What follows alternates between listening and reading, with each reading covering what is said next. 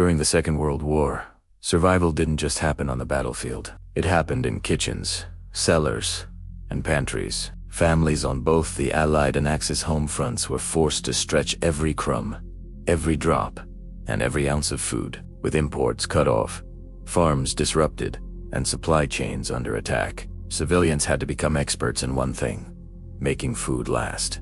They learned to stockpile, to preserve, and to adapt. These weren't luxuries.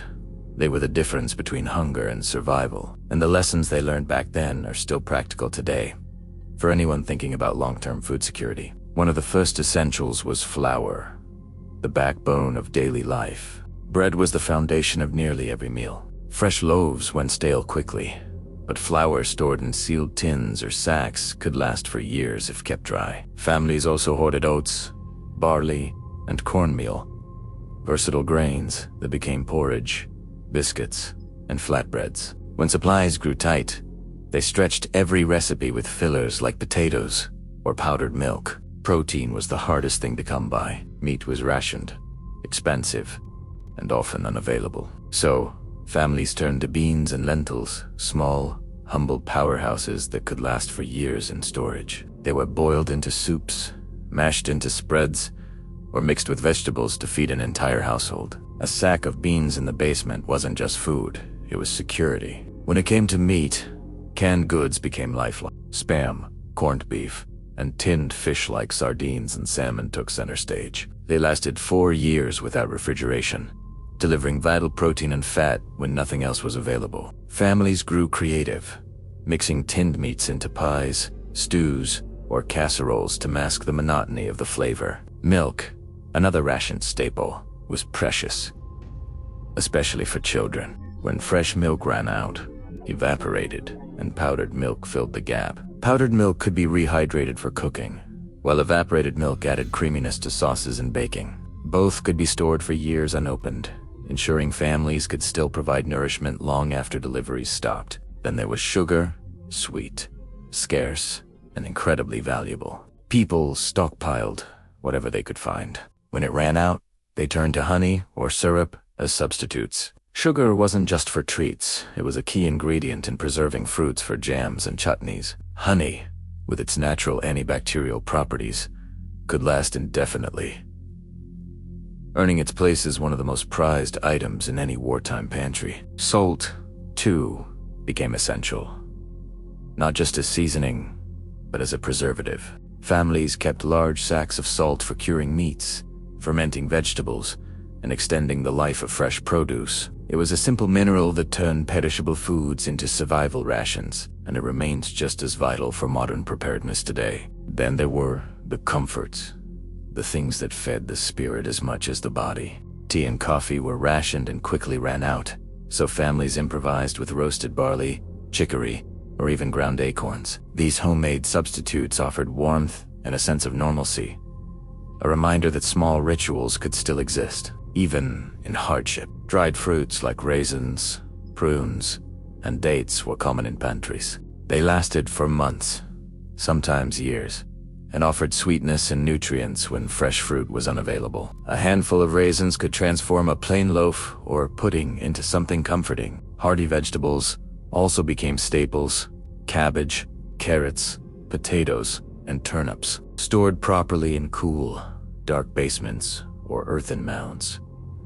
They survived the winter months, simple, reliable, and endlessly versatile.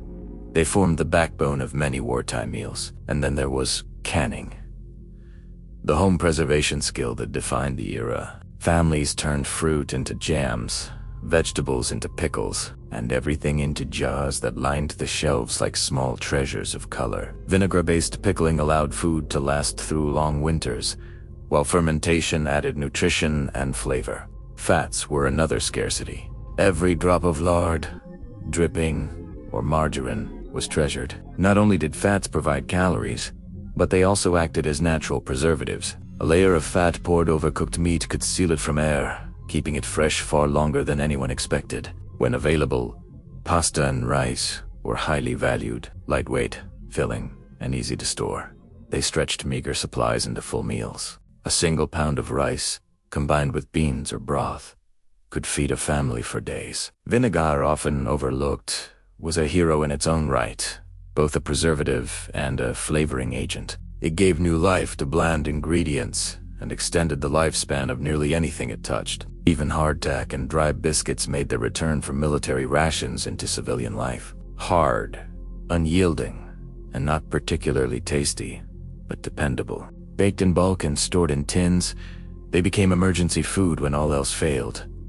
And yes, chocolate, not just a luxury, but a lifeline for morale. Families stored cocoa powder and chocolate bars whenever they could find them. A bit of sweetness after a long day wasn't trivial.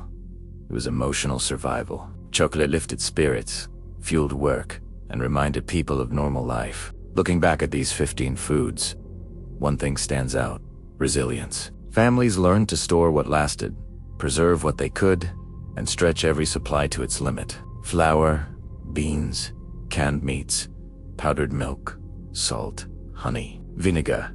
These same staples remain central to modern prepping and survival planning. The conditions may be different today, but the principles haven't changed. Resilience begins in the pantry. For wartime families, stockpiling wasn't about greed or excess.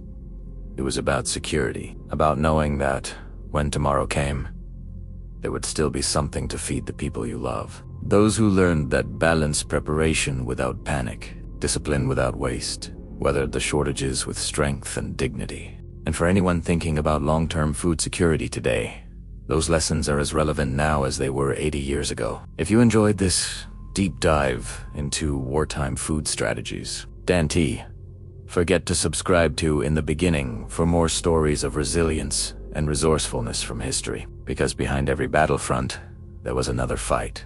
The quiet, determined struggle to simply keep everyone fed.